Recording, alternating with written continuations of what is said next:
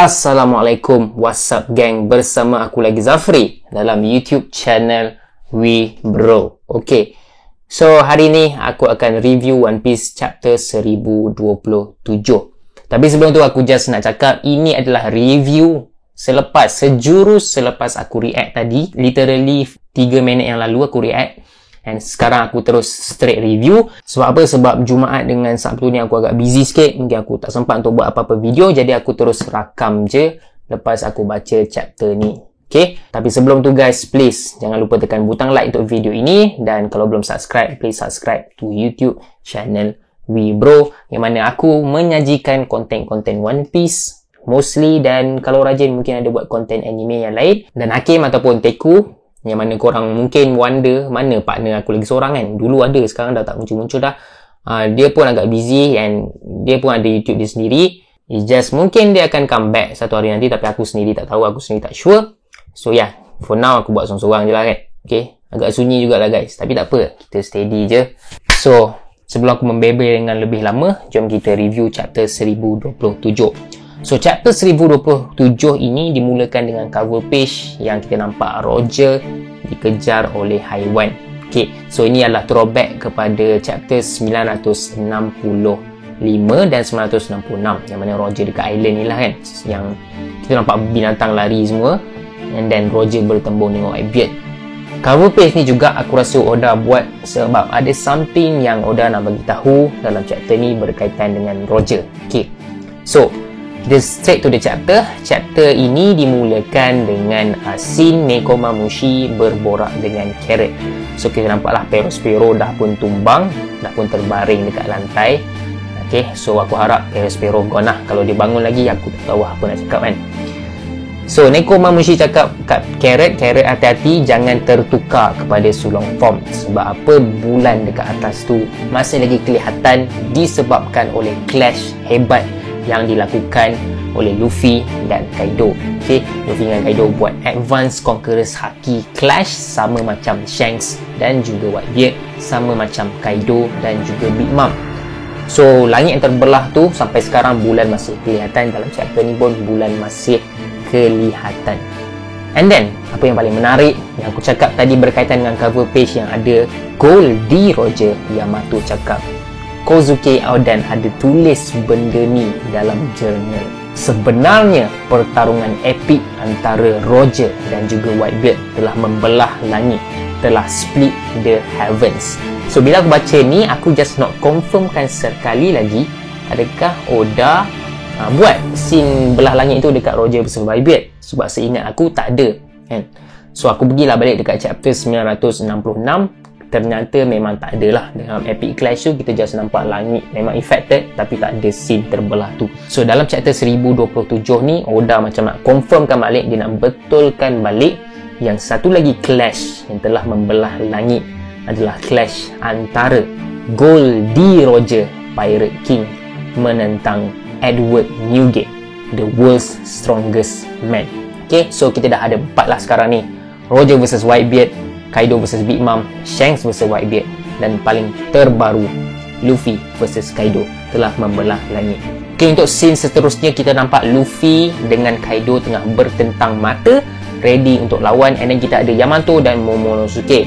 Yamato tunjuk yang dia cedera, dan dia kata dia agak naif untuk tidak protect diri dia betul-betul menentang tanda Bagua Kaido. So tanda Bagua Kaido tu memang affect lah Yamato sekarang ni. And Momonosuke pula dia macam nak lari daripada Kaido lah kan. So Luffy cakap, Yamato, give that shivering snake a hand. So dia macam kutuk sikit Momo kan. Momo kata, who are you call sniveling? Kau cakap siapa? Kau kutuk aku kan? And Momo backup lagi ada punya argument. Momo kata, it's not easy to change oneself. Kau ingat senang ke aku nak berubah ni kan? Aku nak buat macam-macam ni kan? Okay, so nampaknya macam Luffy suruh Yamato bawa Momonosuke jauh daripada tempat tu sebab Luffy nak menentang Kaido lah kan. So sewaktu Momonosuke dan juga Yamato berlari daripada tempat tu, Kaido mengejar daripada belakang. Momo terkejut gila lah. And then tapi tak apa, Yamato backup, and in the end Luffy pun tolong sekali. Tapi macam kelakar jugalah, Luffy macam belit leher Kaido dengan kaki dia, sebab kaki dia kan getah kan. And then Luffy cakap satu ayat penting dekat Yamato, and Yamato kata tak apa, dia faham yang Luffy nak lawan dengan Kaido seorang-seorang. If one on one, mungkin kali ini bet on Monkey di Luffy. Luffy dah kalah 2 kali, Luffy dah diaibkan, dimalukan 2 kali. Kali ketiga ni aku rasa Luffy akan go all the way dan menang dalam pertarungan ini.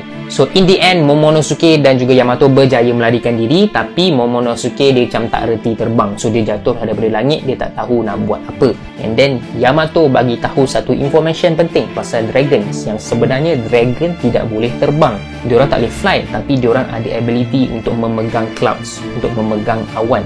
So bila Momo dapat pegang awan, jadilah dia terapung di udara. Dekat scene seterusnya kita nampak yang Onigashima dia macam dah tak stable. Okay, kita nampak macam banyak batu-batu jatuh.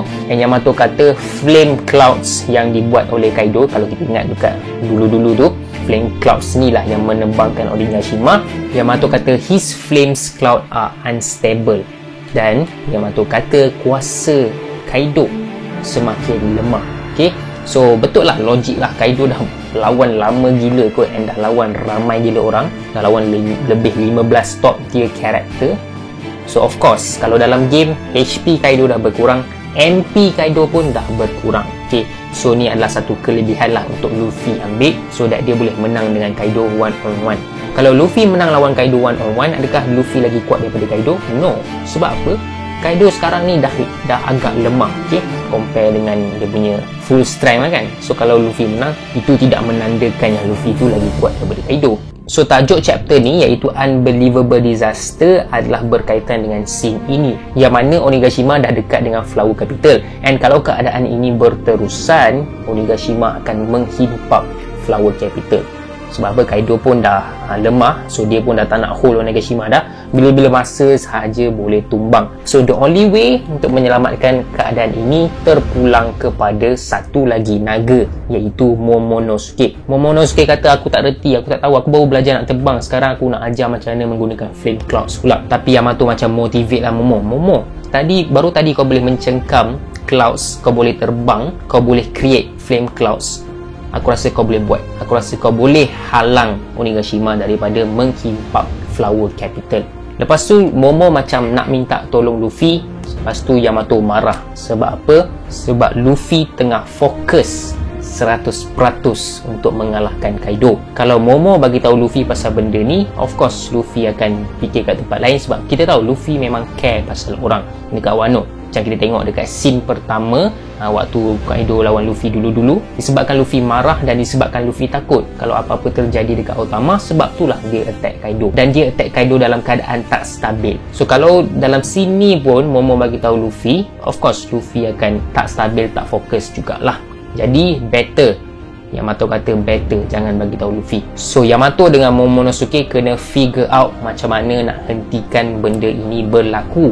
Sebab apa? Kalau Onigashima himpap Flower Capital, dia bukan just himpap biasa-biasa je. Sebab Onigashima ada banyak gunpowder, ada banyak weapons, ada banyak bahan-bahan letupan. Jadi kalau terhimpap, dia akan menyebabkan satu letupan yang besar, satu giant bomb dekat seluruh Wano. So sekarang ni Luffy dan Kaido tengah berlawan. Yamato dengan Momo pula kena figure out macam mana nak hentikan perkara ini. Dan scene dialihkan kepada dekat live floor. Dekat live floor kita nampak yang Zoro terpelanting dan dibantu oleh Franky. And then Franky kata, nak aku tolong tak? Zoro kata tak payah. Okay, tak payah, ni bagi aku settle seorang. Zoro kata macam tu, sama macam Luffy kan, nak settle seorang juga. So the reason kenapa Zoro terpelanting ni, sebab King agak mengamuk. So King mengamuk, dia menggunakan satu serangan yang bukan saja efek Zoro, malah efek keliling dia sampai Queen pun naik marah. Queen kata, kau ni attack betul-betul lah, tengoklah orang, sampai hampir nak kena belakang aku. Lepas tu King macam menganjing, aduh asal tak kena je. Lepas tu Queen pun balas lagi kan. So kita tahu King dan Queen ni memang sentiasa bergaduh. Dan the reason kenapa King mengamuk, tiba-tiba serang secara menggila macam ni, adalah Zoro hampir membuka topeng King. Dan ada Beast Pirate kata, tak ada siapa pernah tengok muka sebenar King. Which aku rasa mungkin kita akan nampak dalam masa yang terdekat lah, mungkin chapter lepas ni. So Zoro dengan King continue berlawan, yang mana King menggunakan Divine Red Bow dan Zoro menggunakan 3 Sword Style Ultra Tiger Hunt. So diorang terus lawan-lawan, kita nampak ada banyak letupan semua, and in the end diorang ni shock sangat berlawan sampai dah ke hujung Onigashima dan Zoro hampir terjatuh, tapi tak jatuh lah.